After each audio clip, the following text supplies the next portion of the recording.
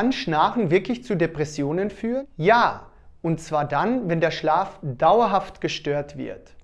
Wer schlecht schläft, ist oft müde und emotional instabil. Das Gehirn kann sich nachts nicht richtig erholen und das belastet auf Dauer die Stimmung. Studien zeigen, Menschen mit unbehandelter Schlafapnoe haben ein deutlich höheres Risiko für Depressionen.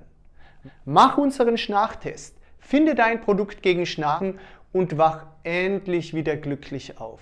Somnishop und das Schnarchen endet heute.